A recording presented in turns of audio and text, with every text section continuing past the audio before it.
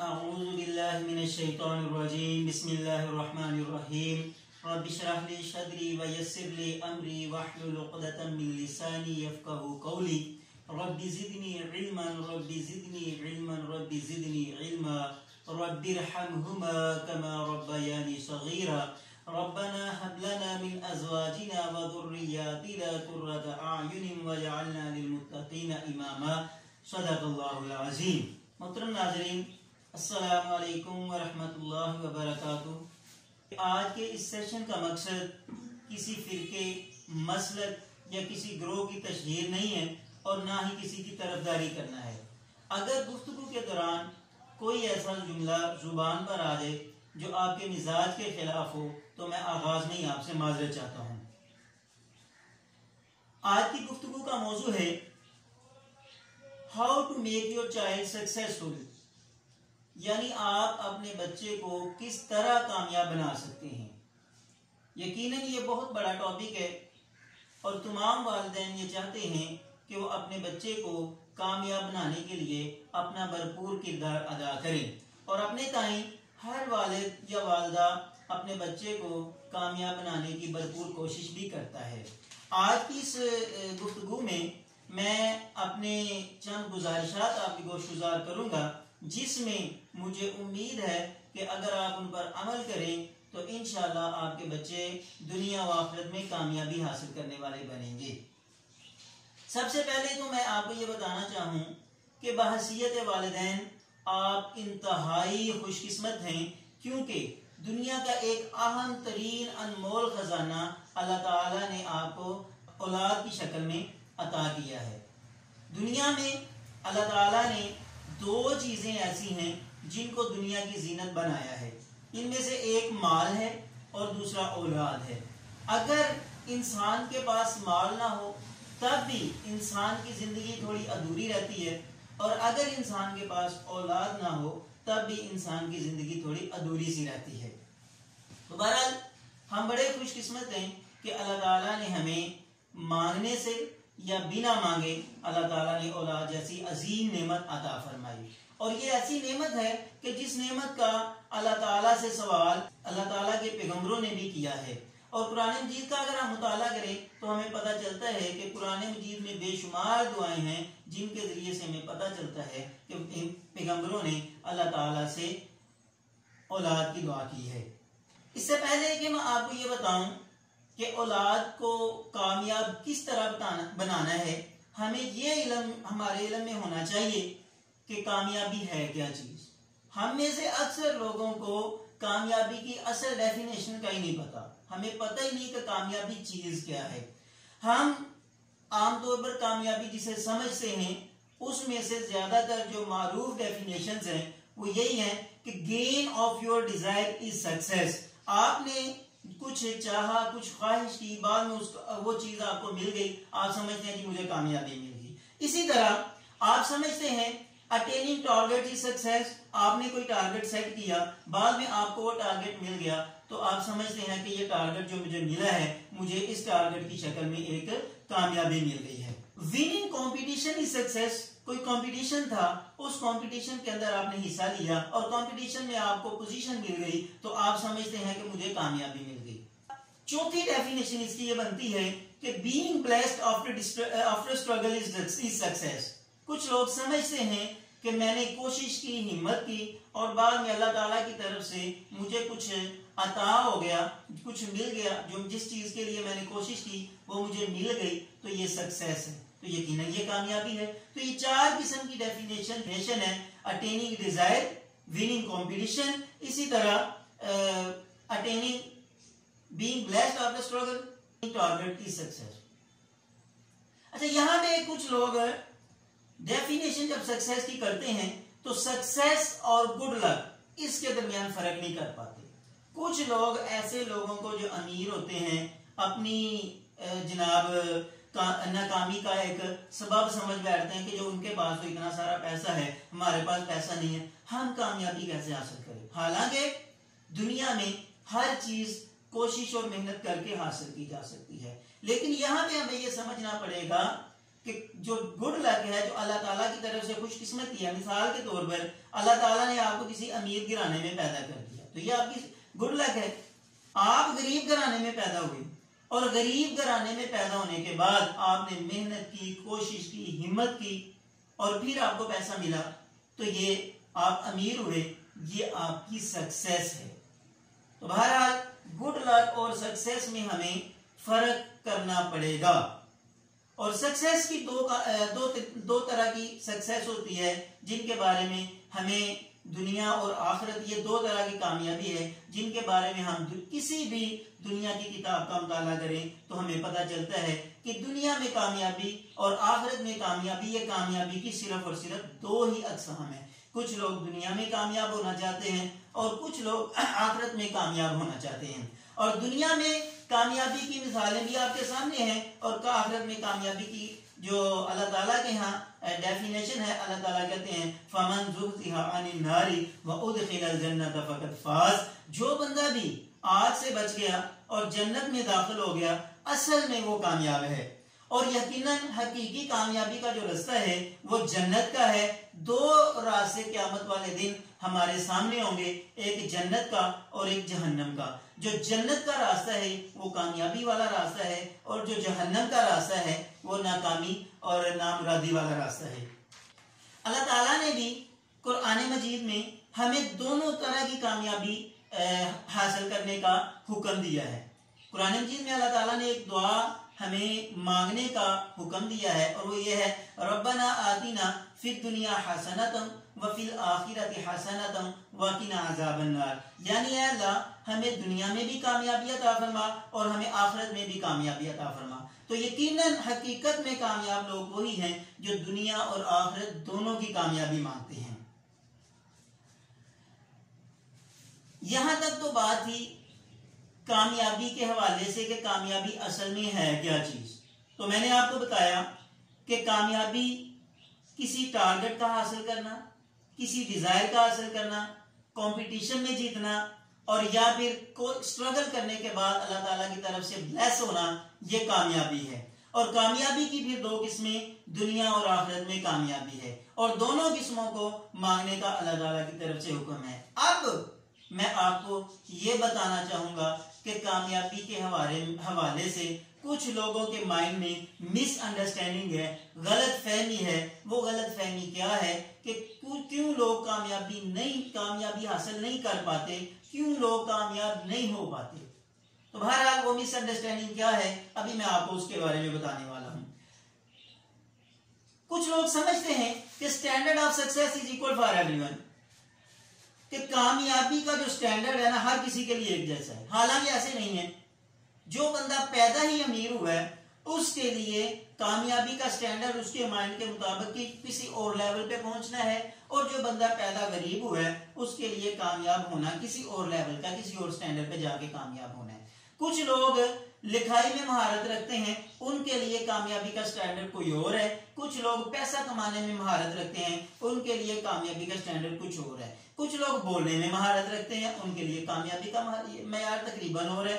और इसी तरह हर बंदे का कामयाबी का जो सोच और स्टैंडर्ड है वो हर दूसरे बंदे से डिफरेंट है। इसलिए हम ये समझते हैं कि वो बंदा क्योंकि इस स्टैंडर्ड में जाके, इस शोबे में जाके कामयाब हो गया, मेरे लिए उस शोबे में जाके कामयाब होना मुमकिन नहीं है। हमने ये समझना है कि जो स्टैंडर्ड, जो कामयाबी का मयार हमारे क्वालिटीज के मुताबिक है, हम उसको चूज करें। दूसरे नंबर पे कोई लोग समझते हैं कि पीपल आर बोर्न सक्सेसफुल, कि लोग पैदाइशी तौर पे कामयाब होते हैं। हालांकि ऐसे नहीं होता। अगर ऐसे होता तो अल्लामा इकबाल का बेटा शायर मशरक ही होता, क्योंकि अल्लामा इकबाल शायर मशरक थे। इसी तरह की जो बेटी है कायद आज़म की तरह ही सियासत में कामयाब होती। इसी तरह दीगर जितने भी सक्सेसफुल लोग हैं अपने आबा व अजदाद की तरह उतने ही सक्सेसफुल होते जितने के वो उनके बाप दादा थे। तो बहरहाल ये बात हमें अपने माइंडसेट में, कॉन्सेप्ट में क्लियर होनी चाहिए कि कोई बंदा भी पैदाइशी तौर पर कामयाब नहीं होता। हर कोई पैदा होने के बाद ही अपनी कामयाबी का एक टारगेट सेट करता है और फिर जाके वो कामयाब होता है।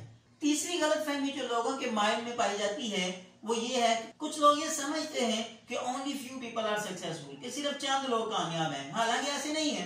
बेशुमार शोबों में बेशुमार लोगों ने बेपाया कामयाबी हासिल की है। अल्लामा इकबाल ने शायरी में कामयाबी हासिल कर ली, शायर मशरक बन गए। कायद आज़म ने वकालत में बेहतरीन पजीराई हासिल की, बेहतरीन वकील बने। सियासत में बेहतरीन कामयाबी हासिल करी कि बेहतरीन सियासी मैदान में उन्होंने अपना जो असर और रसूख है उसको इस्तेमाल किया कि हमें पाकिस्तान के लिए भरपूर कोशिशें की और उसमें कामयाब हुए। इसी तरह बेशुमार लोग हैं, जैसे देखें अल्फा करीम ने अपना सॉफ्टवेयर में नाम पैदा किया, बिल गेट्स ने अपना कंप्यूटर में अपना नाम पैदा किया, मलक रियाज ने अपना प्रॉपर्टी में नाम पैदा किया, शाहिद अफरीदी ने अपना क्रिकेट में नाम पैदा किया, इनाम भट्ट ने अपना खेलों के मैदान में नाम पैदा किया। इसी तरह बेशुमार लोग हैं जिन्होंने बेशुमार सतह पे कामयाबी हासिल की। तो बहरहाल बेशुमार मैदान है कामयाबी हासिल करने के लिए। हमें अपनी पसंद का मैदान मुंतखब करना है और ये सिलेक्ट करना है कि हमने किस मैदान में कामयाबी हासिल करनी है।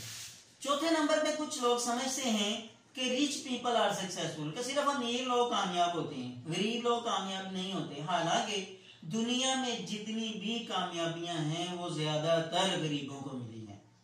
कुछ लोग ये समझते हैं सक्सेस इज ऑलमोस्ट इम्पॉसिबल, कामयाबी तकरीबन नामुमकिन है। हालांकि ऐसे नहीं है। इंसान जो टारगेट सेट करता है उस वक्त तक उसको मौत नहीं आती जब तक वो अपना सेट किया हुआ टारगेट अचीव नहीं कर लेता। कुछ लोग समझते हैं, ये छठी गलतफहमी है लोगों में, कि कुछ लोग ये समझते हैं कि success means to be luxurious, कि कामयाबी का मतलब है कि पैसा हो, बंगला हो, गाड़ी हो, ठीक ठाक नौकर चाकर हो, घर का रहन सहन बेहतरीन हो, तो ये कामयाबी है। हालांकि कामयाबी कतन ये नहीं है। कामयाबी का ये मतलब नहीं है। कामयाबी का मतलब मैंने पीछे शुरू में बताया था, 4 चीजों में कामयाबी। आपने कोई डिजायर की है, आपने कोई टारगेट सेट किया है, कोई कंपटीशन है उसमें आपने विन किया है, और इसी तरह आपने कोई स्ट्रगल किया उसके बाद आपको कोई मिला है।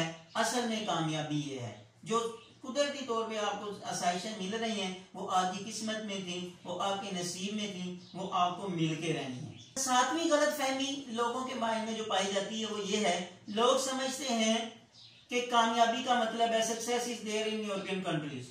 यूरोप में चले जाओ, बच्चा बड़ा हुआ है, इसको पैसे लगाओ, बाहर भेज दो, बाहर जाके ये सेट हो जाएगा तो पीछे हमें पैसे भेजता रहेगा, तो ये कामयाबी है। और होता क्या, जो बंदा बाहर गया होता है वो लोगों के कुत्ते तक नहलवा रहा होता है, उनके यूरोपियन कंट्रीज में गाड़ियां तक धो रहा होता है, हर वो काम कर रहा होता है जो अपने मुल्क में करना वो हद तक समझता है। और हम समझते हैं कि जो उसका बेटा बड़ा सेट है बाहर जाके जनाब वो बड़ा कामयाब है, हम उसको सक्सेस का नाम दे देते हैं। हालांकि कतन ये सक्सेस नहीं है। तो ये 7 गलतफहमियां जो आपको मैंने बताई हैं, ये गलतफहमियां अपने माइंड से दूर करने के बाद अब मैं आपको कुछ स्टेप्स बताने वाला हूं, जो स्टेप आपने अपने माइंड में रखने हैं और अपने बच्चों के ज़हन नशीन ये बातें करवानी है कि बच्चे उन स्टेप्स पर अमल करके कामयाबी हासिल करें।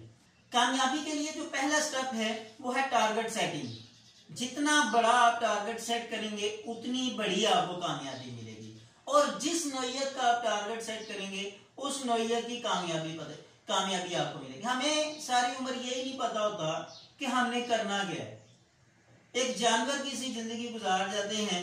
जानवर भी क्या करता है, सुबह उसका मालिक उसको एक चारे के आगे बांध देता है, उसका दूध निकाल लेता है, शाम को वो सो जाता है। सोना उठना और खाना, इससे बढ़ के जानवर का काम नहीं। और हम में से भी अक्सर लोगों की जिंदगी यही है कि बस सो लिया, खा लिया और पहन लिया, बस इससे बढ़ के हमारी जिंदगी नहीं। हमारी जिंदगी का मकसद क्या है, अल्लाह ताला ने क्यों हमें दुनिया में भेजा है और किस मकसद के लिए अल्लाह ताला ने हमें पैदा किया है, इस बात का अक्सर लोग गौर व फिक्र किए बगैर ही अपनी दुनिया से चले जाते हैं। इसलिए हमें सबसे पहले अपनी जिंदगी को पहचानना है, अपने आप को पहचानना है और ये सोचना है कि अल्लाह ताला ने हमें क्यों पैदा किया, किस मकसद के लिए पैदा किया और किस मकसद के लिए अल्लाह ताला ने हमें दुनिया में भेजा। हमें उस मकसद के जरिए अपने आप की पहचान करते हुए अपना एक टारगेट सेट करना है कि मैं अपनी जिंदगी के लिए अल्लाह ताला ने मेरे बनाने का जो मकसद बनाया कि ये पैदा करने का जो मकसद है, मैं उस मकसद को अपनी जिंदगी में कम अज कम पूरा करके जाऊं।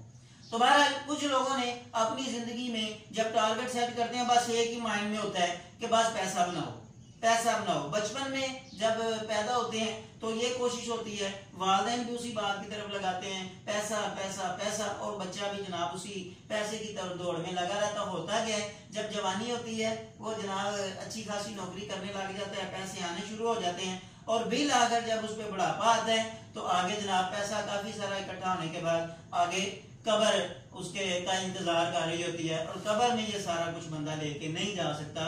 फिर बाद में जो उसकी आल औलाद है वो उसके पैसे के लिए लड़ाई झगड़े करते फिरती है कि मेरे हिस्से में इतने आते हैं, तेरे हिस्से में इतने आते हैं। तो बहरहाल हमें अपनी जिंदगी का टारगेट सेट करते हुए कभी भी पैसे को मंजिल नहीं बनाना, और अपने बच्चों को कभी भी आपने पैसे की दौड़ में नहीं लगाना। ये वालिदैन अपने माइंड में बिठा लें कि हमने अपने बच्चों को कभी भी सिर्फ और सिर्फ पैसे की दौड़ में नहीं लगाना। पैसा अल्लाह ताला ने आपकी किस्मत में लिखा है। टारगेट सेट करें, अपनी जिंदगी का एक मिशन बनाएं, मिशन सेट करें, और मिशन सेट करके अपनी जिंदगी के अंदर अंदर अपना वो मिशन पूरा करने की कोशिश करें। और यहाँ पे वालिदैन एक बात माइंड में रखें कि there is no elevator to success, you have to take the stairs. कामयाबी के लिए कोई लिफ्ट नहीं है जो सीधा ही आपके बच्चे को ऊपर तक ले जाए। आपके बच्चे को एक एक कदम तय करना होता है। पहले प्ले में था, नर्सरी में था, प्रेप में था, 1 में, 2 में, फिर आहिस्ता आहिस्ता मैट्रिक किया, फिर उसने FSC FA किया, इंटर किया, इसके बाद फिर उसने MBBS या इंजीनियरिंग या कोई भी दूसरा शोबा इख्तियार किया, फिर जाके उसको सक्सेस मिलती है। तो आज ही आपके बच्चे को कामयाबी नहीं मिलनी। हाँ, एक बात याद रखें, आज ही अपने बच्चे को कामयाब होना सिखाएंगे तो आपका बच्चा कामयाब होगा। अगर आज आप अपने बच्चे को कामयाब होना नहीं सिखाते तो आपका बच्चा पहली सीढ़ी पे सुस्त रहेगा, फिर दूसरी सीढ़ी पे और सुस्त रहेगा, तीसरी सीढ़ी पे और सुस्त रहेगा, और सारी जिंदगी सुस्ती में गुजार देगा। अपना कोई टारगेट सेट नहीं कर पाएगा और ना ही अपनी जिंदगी के अंदर अपना टारगेट अचीव कर पाएगा। कामयाबी के लिए दूसरा स्टेप जो आपने तय करना है वो है सेल्फ इवैल्यूएशन। आपने अपना मुहासबा करना है, and be ready to change yourself, और अपने आप को बदलने के लिए तैयार करना है। अपना मुहासबा करना है कि मैं इस वक्त कहां पे खड़ा हूं, मैं अपनी जिंदगी में कहां पे पहुंचना चाहता हूं, और मेरी जो साबिका जिंदगी है मैंने उसमें अब तक क्या कर लिया।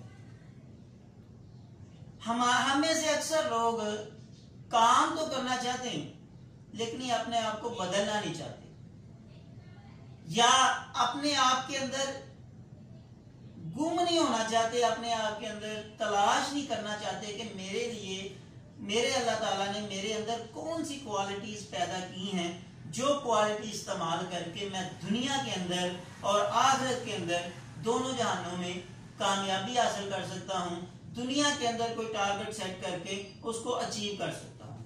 हमें सबसे पहले एक तन्हाई में बैठ के अपनी खूबियों का अदराक करना है, अपने बच्चों की खूबियों का अदराक करना है। वालिदैन ने खुद अपने बच्चों के लिए जो सोच है, उसका जो नजरिया है बच्चों का, उसके मुताबिक एक डिसीजन लेना है कि हमने अपने बच्चों को किस तरह कामयाबी की तरफ लेके जाना है। तो बहरहाल सेल्फ इवैल्यूएशन में आपने सबसे पहले अपनी स्ट्रेंथ देखनी है, अपनी वीकनेस देखनी है, अपनी थ्रेट्स देखने हैं कि आपको थ्रेट्स क्या है, किन किन चीजों से आप डरते हैं, किन किन चीजों से आप खौफ है, आपको कौन कौन से आपके लिए थ्रेट्स हैं। इसी तरह अपॉर्चुनिटीज आपके लिए मौके कौन कौन से हैं, कौन कौन से अपॉर्चुनिटी इख्तियार करके आप दुनिया के अंदर कामयाब हो सकते हैं। अपॉर्चुनिटी से मुराद ये है कि आप देखें एक बच्चा मैट्रिक में 600 नंबर लेता है, अब उसके लिए अपॉर्चुनिटी ये नहीं है कि वो MBBS में आगे उसको एडमिशन मिल जाएगी, FS में 600 नंबर लेता है तो आगे जाके उसको MBBS में एडमिशन मिल जाएगा। हमने अपॉर्चुनिटी देखना है कि मैं अगर कामयाबी के लिए मैंने अपने एक टारगेट सेट किया है, उस टारगेट्स की सेटिंग के हवाले से क्या मेरे लिए अपॉर्चुनिटी भी है कि नहीं, क्या मेरे लिए इस फील्ड में पहुंचना मुमकिन भी है कि नहीं। हमें ये सारा कुछ देखना है और अपनी स्ट्रेंथ, अपनी वीकनेस, अपने थ्रेट्स और अपॉर्चुनिटीज, इन चारों चीजों को मद्देनजर रखते हुए हमने अपना सेल्फ इवैल्यूएशन करना है और अपने आप को बदलने की कोशिश करनी है। यहाँ पे आपको मैं एक बाज की वीडियो दिखाना चाहूंगा कि एक बाज किस तरह अपनी 70 साल जिंदगी तक पहुंच पाता है और कैसे एक कामयाब जिंदगी गुजारने के काबिल होता है। 40 साल जिंदगी के बाद उसकी जिंदगी में चेंज का एक प्रोसेस आता है। उम्मीद है आप जब ये स्टोरी देखेंगे तो आप इस स्टोरी को देखकर अपने अंदर चेंज लाने की कोशिश करेंगे और इस स्टोरी के जरिए से आप अपने आप को बदलने के लिए भरपूर कोशिश करेंगे। मुझे उम्मीद है कि आपको इस स्टोरी में बड़ा जबरदस्त लेसन मिला है और इस स्टोरी के जरिए आप अपने आप को बदलने के लिए, अपने बच्चे को बदलने के लिए भरपूर कोशिश करेंगे।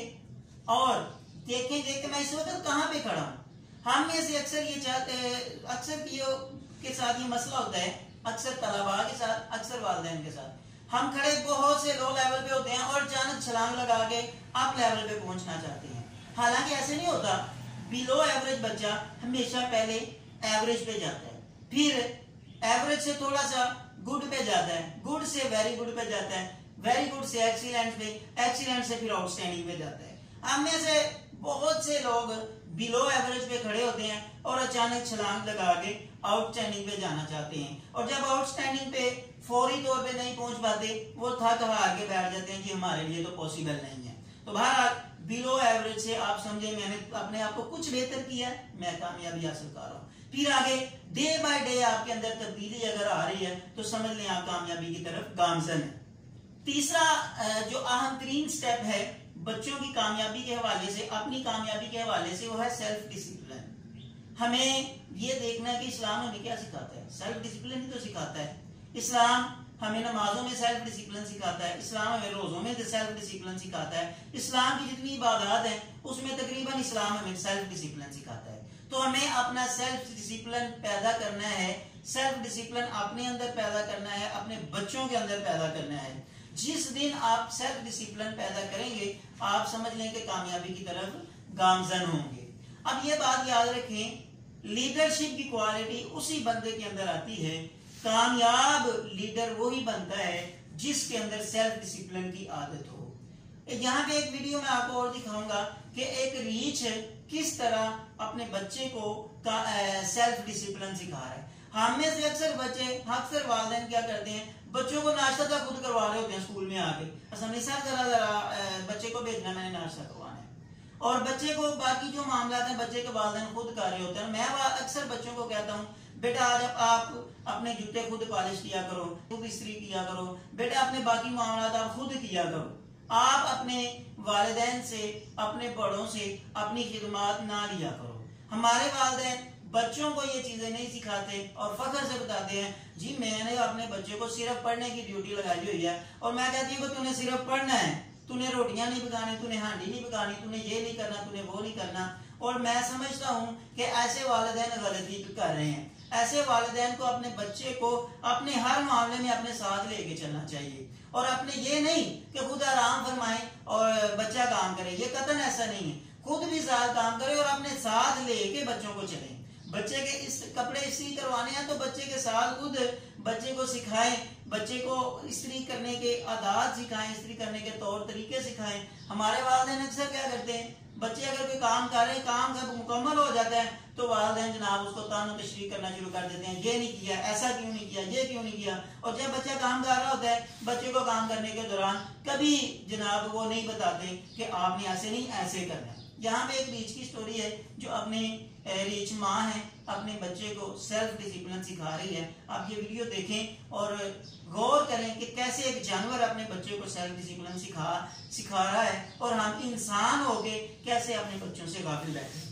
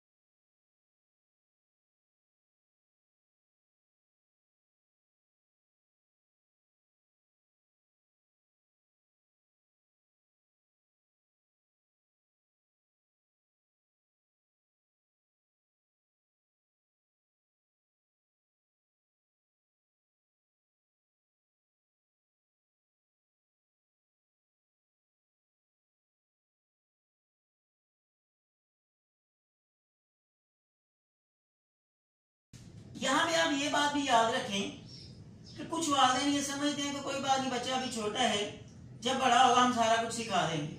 हालांकि रिसर्च ये कहती है, तहकीक से पता चलता है कि जब तक बच्चे की 7 साल की उम्र होती है ना, तब तक आप बच्चे को 95% जिंदगी का सबक सिखा सकते हैं और सिखा चुके होते हैं। और बच्चा अपनी जिंदगी का 95% सबक अपनी जिंदगी के 7 साल उम्र तक सीख चुका होता है। 7 साल के बाद उसका एक्टिंग, उसका एक्शन, उसका अमल करने का वक्त होता है। हमारी कोशिश होती है हम उस वक्त सिखाने का जो ज्यादातर इफेक्टिव जो उसका है टाइम, वो 7 साल तक की उम्र है। तो अपने बच्चों को 7 साल की उम्र तक हर वो चीज सिखाएं जो आप 7 साल के बाद उनसे तवक्को करते हैं कि मेरा बच्चा ये करे। तो 7 साल की उम्र तक अपने बच्चे को भरपूर तवज्जो दें, हर वो अमल सिखाएं। बच्चा हर आपके एक्शन से सीखता है, आपको देखता है सीखता है, आपको सुनता है सीखता है, आप जो उसको बताती हैं वो सीखता है 7 साल की उम्र तक। जब बच्चे की उम्र 7 साल की होती है वो आपको सुनना पसंद नहीं करता, वो फिर करना चाहता है, फिर जो करना चाहता है फिर वो करके दिखाता है कि मैं अब ये करना चाहता हूँ। तो बहरहाल 7 साल के बाद बच्चे के अंदर जो सीखने की कैपेसिटी है वो सिर्फ 5% रह जाती है। 95% जो कैपेसिटी उसकी सीखने की होती है वो 7 साल तक की उम्र की होती है। और वो 5% जो कैपेसिटी है वो सिर्फ और सिर्फ मोटिवेशन के जरिए, बच्चे को समझाने के जरिए कि बेटा ये काम आप ऐसे कर सकते हैं। तो 7 साल के बाद अगर आप अपने बच्चे को 7 साल तक नहीं सिखा पाए तो अब आपका बच्चा तब तक आपकी बात पे अमल नहीं करेगा जब तक आप उस चीज के सारे फवायद और सारे नुकसान से आप अपने बच्चे को आगाह नहीं कर देते। तो आप अपने बच्चे को 7 साल की उम्र तक सिखाएं और हर मुमकिन कोशिश करें कि 7 साल की उम्र तक आप अपने बच्चे को सब कुछ वो सिखा दें जो कुछ आप उसे बनाना चाहते हैं। 7 साल के बाद आप अपने बच्चे को अगर कुछ सिखाना चाहते हैं तो आप अपने बच्चे को बड़े इंतहाई मोहतात तरीके से समझा के और अच्छे तरीके से समझाने के बाद आप उसको लेके चलें उस तरफ। चौथे नंबर पे मैं वालिदैन से अक्सर गुजारिश करता होता हूं कि आप अपनी आंखें बंद करें और आंखें बंद करने के बाद ये तस्वीर में लाएं कि आपका बच्चा वो बन चुका है जो आप अपने बच्चे के लिए सोच के बैठी हुई है। मिसाल के तौर पे आप अपने बच्चे को ये सोच के बैठे हैं मैंने उसे डॉक्टर बनाना है, आंखें बंद करें और समझ लें आपका बच्चा डॉक्टर बन गया है। डॉक्टर बन के वो मुआशरे की खिदमत कर रहे हैं, लोगों की खिदमत कर रहे हैं, आपकी खिदमत कर रहे हैं। उस खिदमत के बाद आपकी अपने बच्चे से क्या तवक्कुआत है? आपका बच्चा डॉक्टर बन गया, आप क्या चाहती हैं अपने बच्चे से?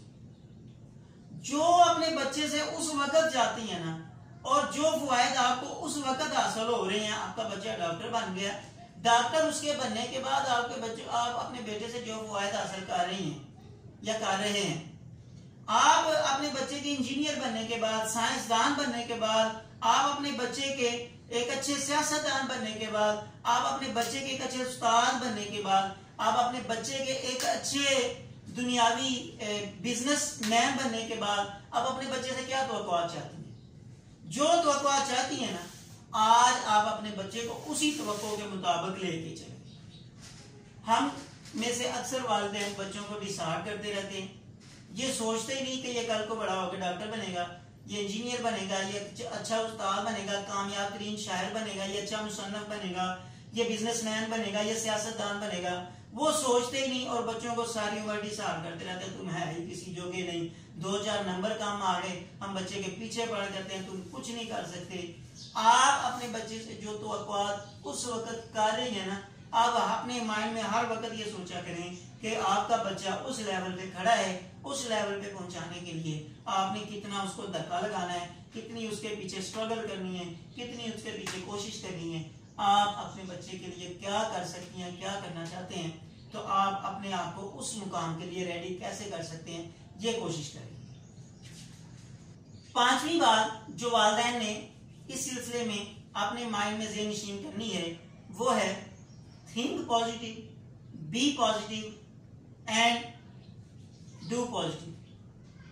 Think positive, be positive and do positive.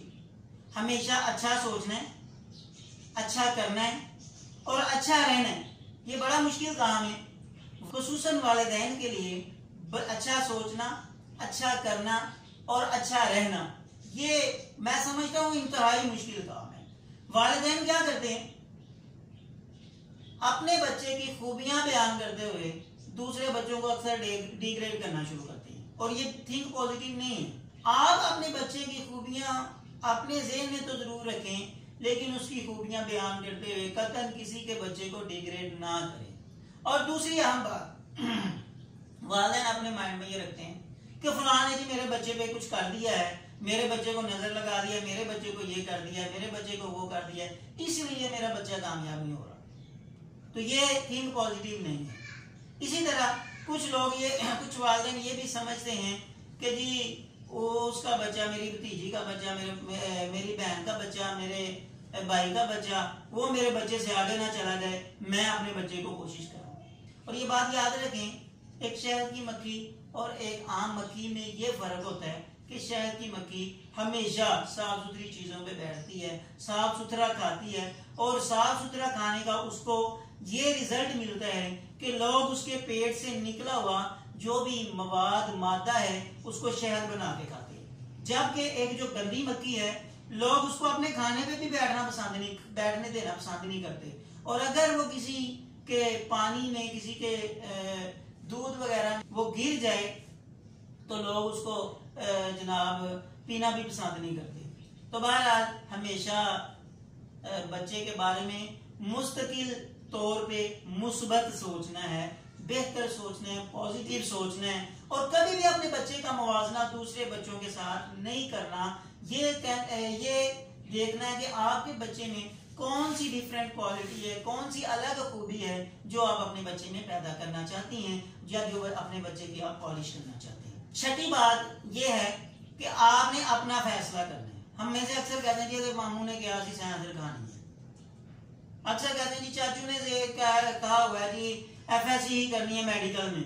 बच्चे की जो इंटरेस्ट होती है वो ICS में होती है। वालिदैन कहते हैं नहीं बेटा आपने FSC इंजीनियरिंग करनी, नहीं बेटा आपने FSC मेडिकल करनी, नहीं बेटा मैंने आपको डॉक्टर बनाना है। और जबकि बच्चे की ये अंदर सोच होती है कि मैं सॉफ्टवेयर इंजीनियर बनूं, या बच्चा डॉक्टरी शोबे में जाना चाहता है तो बाप उसको या माँ बाप उसको ICS के शोबे में यानी कंप्यूटर की फील्ड में लाना चाहते हैं। बच्चा इंजीनियरिंग शोबे में जाना चाहता है तो माँ बाप उसको डॉक्टरी शोबे में लेके जाना चाहते हैं। तो ये बहुत बड़ा गैप है, और इस गैप की सबसे बड़ी वजह है कि हमारे फैसले अपने नहीं होते। हमें फोन करके किसी रिश्तेदार ने आगे कहा और रहने दो, इसका तो फायदा ही कोई नहीं, इस शोबे में जाने का तो कोई फायदा ही नहीं, इस शोबे में जाने का तो मकसद ही कोई नहीं, इस शोबे में अपने बच्चे को क्यों भेजे हैं। मिसाल के तौर पर अक्सर वालिदैन की जी सोच बनी है जी आर्ट्स का कोई फायदा नहीं, आर्ट्स में जाने का कोई फायदा नहीं है। मुझे यह बताएं, कायदे आजम ने वकालत जो की थी, क्या एक अच्छा वकील बनने के लिए साइंस पढ़ना जरूरी है? कायदे आजम ने पूरी दुनिया में अपना नाम वकालत में मशहूर किया। एक अच्छा वकील बनने के लिए आप सादा मैट्रिक विद आर्ट्स करें, FA विद आर्ट्स करें, आगे जाके LLB कर सकते हैं। इसी तरह एक शायर बनने के लिए अल्लामा इकबाल शायर मशरिक थे। मुझे यह बताएं कि अल्लामा इकबाल को साइंस पढ़ना जरूरी थी? अल्लामा इकबाल ने MA किया था, और MA करने के बाद फलसफा में MA करने के बाद अपना नाम शायरी में बनाया था। इसी तरह बेशुमार दुनिया में कामयाब तरीन लोगों की आपको बहुत बड़ी लिस्ट मिलेगी कि जो लोग साइंस पढ़ के कामयाब नहीं हुए, या जो लोग आर्ट्स पढ़ के ही सिर्फ कामयाब नहीं हुए, वो अपनी इंटरेस्ट, अपनी दिलचस्पी की चीज पढ़ के उसमें कामयाब हुए। डॉक्टर कदीर ने अपना नाम साइंस में बनाया, इसका एक कतई ये मतलब नहीं है कि हर बच्चा अब ये समझे कि मैं 600 नंबर साइंस में लेके या थोड़े से नंबर साइंस में ले लूं और जनाब मैं भी उसी तरह कामयाब हो जाऊं जिस तरह डॉक्टर कदीर कामयाब हो गया था। आपको अपना पोटेंशियल देखना होगा, आपको अपनी वर्किंग स्टाइल देखना होगा कि आप किस क्वालिटी आपके अंदर, कौन सी क्वालिटी मौजूद है, कौन सा पोटेंशियल आपके अंदर मौजूद है, किस लेवल पे आप जाके कामयाबी हासिल करना चाहते हैं। आप अपने माइंडसेट में डॉक्टर का शोबा बना के बैठे हों, मैटर में नंबर आप 500 भी ना लें, तो ये आपके लिए बिल्कुल एक इस शोबे का इंतखाब करना नामुमकिन हो जाएगा। तो अपने पोटेंशियल को मद्देनजर रखते हुए जब भी डिसीजन करें, अपना डिसीजन करें, दूसरों के फैसलों पर न चलें, दूसरों के मशवरों से अपनी जो जिंदगी का टारगेट और मिशन है उसको कभी भी ना बदलें। अल्लामा इकबाल ने इस सिलसिले में एक शेर हमें बताया है कि ना तू जमीन के लिए है ना आसमां के लिए, जहां है तेरे लिए तू नहीं जहां के लिए। और इसी तरह अल्लामा इकबाल का एक और शेर है, खुदी को कर बुलंद इतना कि हर तकदीर से पहले खुदा बंदे से खुद पूछे बता तेरी रजा क्या है। सातवीं अहम तरीन बात जो वालिदैन ने अपने माइंड में रखनी है वो ये है कि लर्न फ्रॉम फेलियर, नाकामी से सीखना है। कुछ वालिदैन ये समझते हैं कि बच्चे को एक दफा किसी शोबे में नाकामी मिल गई, उसकी सप्ली आ गई, एक दफा फेल हो गया, एक क्लास में सही नहीं चल पाया, उसकी जनाब सिमत ही बदल देते हैं और उसके ऊपर अपनी मर्जी के फैसले थोपना शुरू कर देते हैं कि तू एक दफा चूंकि नाकाम हो गया, इस दफा तो कभी कामयाबी हासिल नहीं कर सकता। हालांकि दुनिया में जितने भी बड़े कामयाब लोग हुए हैं या जितने भी लोगों ने बड़ी कामयाबियां हासिल की हैं, उनमें से ज्यादातर वो लोग हैं जो अपनी उस कामयाबी के पीछे बार बार नाकाम हुए। ये जो बल्ब की रोशनी हम देख रहे हैं, बिल गेट्स ने ये जो बल्ब की रोशनी हम देखते हैं, जोसेफ एडिसन, एल्वा एडिसन जिसका नाम था, उसने बार बार तजर्बात में नाकाम होने के बाद अभी लाकर इसका कामयाब तजर्बा किया और अपना कामयाबी से ये पूरी दुनिया को बल्ब के जरिए उसने रोशन किया। तो बहरहाल अगर आप बड़ी कामयाबी अपने बच्चे को दिलाना चाहते हैं या खुद कोई बड़ी कामयाबी हासिल करना चाहते हैं तो ये बात ज़हन में रखिए, कामयाब लोगों का ये उसूल है, सक्सेस हमेशा बार बार अनसक्सेस में, सक्सेसफुल पीपल उनकी ये सोच होती है कि बार बार नाकामी के बाद ही कामयाबी मिलती है। आठवां स्टेप जो आपने जिसका ख्याल रखना है वो ये है कि be careful on the road to success. कामयाबी की सड़क पर आपने थोड़ा मोहतात होकर चलना है। जिस तरह सड़क पर चलते बंदे का कभी एक्सीडेंट हो जाए, किसी के साथ बंदा टकरा जाए, बंदे की अपनी गलती हो तो बंदा उसको सॉरी बोल के अपनी जान छुड़ा लेता है। लेकिन याद रखें इस सड़क पर सफर करते हुए आपको सॉरी कहने का 0% भी कोई फायदा नहीं होता। आपकी जिंदगी के जो दिन गुजर चुके हैं वो कभी वापस आने वाले नहीं हैं। इसलिए इंतहाई मोहतात तरीके से आपने इस सड़क पर चलना है और एहतियात किन चीजों में करनी है।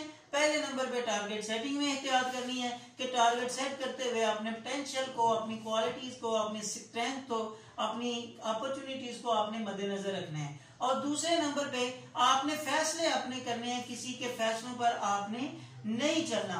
और तीसरी अहम बात है कि जब आप कामयाबी की तरफ गामजन हैं, कामयाबी की तरफ सफर कर रहे हैं तो अल्लाह ताला ने आपके रास्ते में छोटी छोटी कामयाबियां रखी हैं। और जब बंदे को छोटी कामयाबियां मिलती हैं, मिसाल के तौर पर अक्सर वालिदैन अपने बच्चे के छोटी कामयाबी पर, किसी बच्चे ने अगर मैट्रिक में बहुत अच्छे नंबर ले लिए हैं तो वालिदैन इतराना शुरू कर देते हैं, बच्चे इतराना शुरू कर देते हैं, फख्र गुरूर तकब्बुर करना शुरू कर देते हैं, जी मेरा बच्चा ये, रिश्तेदारों को डी ग्रेड कर करके बताना शुरू कर देते हैं कि जी मेरे बच्चे ने ये किया, मेरे बच्चे ने फलां किया, मेरे बच्चे ने ऐसे किया। तो इस तरह होता क्या है, अल्लाह ताला ने जो कुरान मजीद में फरमाया है ना, व इस्तअज़्ज़ना रब्बुकुम ला इन शकरतुम ला अज़ीदन्नकुम, तुम्हारे रब का हुक्म है कि अगर तुम शुक्र अदा करोगे तो मैं फिर तुम्हें और ज्यादा दूंगा। अब हमें जब छोटी कामयाबी मिलती है हम उस पर इतराना शुरू कर देते हैं, हम उस पर फख्र और गुरूर और तकब्बुर करना शुरू कर देते हैं, तो आगे जो बड़ी कामयाबी हमारा इंतजार कर रही होती है वो सजा के तौर पर अल्लाह ताला की तरफ से हमसे छीन जाती है। तो बहरहाल आपने इस चीज की एहतियात करनी है कि आपने जब कामयाबी की तरफ गामजन होना है तो आपने इंतहाई मोहतात तरीके से रहना है, आपने फख्र गुरूर नहीं करना, आपने अल्लाह ताला का शुक्र अदा करना है और शुक्रिया का अपने आप को, अपने बच्चों को जो शुक्रिया की आदत है वो आपने अपने बच्चों को डालनी है। और इसी सिलसिले में नामी बात है कि आपने जब बच्चे कामयाबी की तरफ गामजन है आपने रिस्पेक्ट का खास तौर पर ख्याल रखना है, आपने मुआशरे की रिस्पेक्ट का ख्याल रखना है, आपने बड़ों की रिस्पेक्ट का ख्याल रखना है, वालिदैन की इज्जत का ख्याल रखना है, आपने अपने बच्चों के माइंड में उस्ताद की इज्जत बनानी है, बच्चों के माइंड में अपने बच्चे के इदारे, तालीमी इदारे की इज्जत बनानी है। और यहाँ पे अक्सर वालिदैन गलती ये करते हैं कि बच्चे के माइंड सेट में इदारे के बारे में, स्कूल के बारे में, जहाँ से उसने तालीम हासिल करनी थी उस इदारे के बारे में बच्चे के माइंड में गलत जो है ना सोच पैदा कर देते हैं कि तुम्हारा इदारा ऐसा है, तुम्हारे स्कूल वाले लूटने बैठे हैं, फलां उनका काम नहीं सही। बच्चे के बारे में हमेशा मुस्बत जो सोच है वो पैदा करें। आपका बच्चा घर से मुस्बत सोच इदारे के बारे में लेके आएगा तो स्कूल से मुस्बत तरबियत इदारे से लेके जाएगा। आपके बच्चे की ये सोच अगर बन जाती है कि स्कूलों वाले तो लूटने बैठे हैं, वो बच्चों की खिदमत करने नहीं बैठे, वो ये करने बैठे हैं, वो करने बैठे हैं, तो बच्चे की सोच ये होती है कि चूंकि वो लूटने बैठे हैं तो मैंने भी अपनी जिंदगी में लूटना है और मैंने भी अपनी जिंदगी में उसी चीज को लेना है। वो कभी इदारे से तरबियत लेके नहीं जाता, वो कभी इदारे से तालीम लेके नहीं जाता, वो इदारे से ऐसी चीजें लेके जाता है जो उसकी मिजाज, उसकी तबीयत और उसकी नेचर के खिलाफ। 10वां स्टेप जिसका आपने ख्याल रखना है वो यह है सर्वदर्श। दुनिया में जितने भी नामी ग्रामी लोग पैदा हुए हैं, जितने भी लोग हैं जिन्होंने अपना नाम पैदा किया है, उन सब ने दूसरों की खिदमत करके अपना नाम पैदा किया है। इसलिए दुनिया के अंदर रहते हुए ये बात ज़हन में रखें कि अगर आपने अपना नाम बनाना है, अपने आप को दुनिया का कामयाब तरीन इंसान कहलवाना है, तो आपने दुनिया में ज्यादा से ज्यादा लोगों की खिदमत करने का जो है ना जज्बा वो अपने अंदर परवान चढ़ाना है। और 11वीं बात, ये बात ज़हन में रखिए, इन तमाम चीज़ों को मुमकिन बनाने वाली ज़ात सिर्फ और सिर्फ अल्लाह ताला की है। हमेशा अल्लाह ताला से दुआ करें अपने लिए, अपने बच्चों के लिए, और खुसूसन दुआ करते हुए एक बात का ख्याल रखें कि अल्लाह ताला एक खास वक्त है जिस वक्त में अल्लाह ताला तमाम इंसानों को आवाज़ें लगा लगा के कह रहे होते हैं, किसी को बख्शिश चाहिए तो मुझसे मांग लो, किसी को रिज़्क चाहिए तो मुझसे मांग लो, किसी को कोई होता कोई जाह जलाल चाहिए तो मुझसे मांग लो। तो अल्लाह ताला से उस वक्त में हम सब को दुआ करनी चाहिए, और वो वक्त तहज्जुद का वक्त है जिस टाइम पे अल्लाह ताला तमाम इंसानियत को आसमान दुनिया पे आगे आवाज़ें लगा लगा के कह रहे होते हैं, क्या चाहते हो मुझसे। तो अपने बच्चों के लिए, खुसूसन अपने लिए, अपने बच्चों के लिए दुनिया और आखिरत की भलाइयाँ मांगिए और दुनिया और आखिरत की कामयाबियाँ मांगिए, और अपने बच्चे के लिए हर वो चीज़ मांगिए जो आप अपने बच्चे को बनाना चाहती हैं और जो ख्वाब अपने बच्चे के लिए आप दिल में सजाए बैठे हैं। आज की गुफ्तगू का खुलासा ये है कि हम सब ये चाहते हैं कि हमारे बच्चे दुनिया के कामयाब तरीन इंसान बने, लेकिन हकीकत में आप अगर अपने बच्चों को कामयाब तरीन बनाना चाहती हैं तो ये जो 11 बातें, जो 11 स्टेप मैंने आपको बताए हैं, इन पर अमल करें। मुझे उम्मीद है, बल्कि पूरा यकीन है कि इंशाअल्लाह आपके बच्चे इस दुनिया में भी और आखिरत में भी कामयाबी और कामरानी से हमकिनार होंगे और दुनिया व आखिरत में कामयाब होंगे। उम्मीद है कि जो बातें की हैं आपको पसंद आई होंगी। अगर कहीं पे कोई बात आपकी मजाज के खिलाफ हो, मैं दोबारा आपसे माजरत चाहता हूँ। आज के सेशन के लिए इतना ही।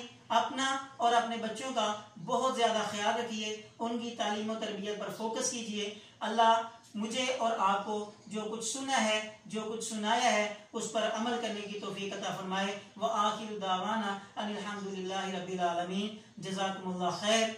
अल्लाह हाफिज़।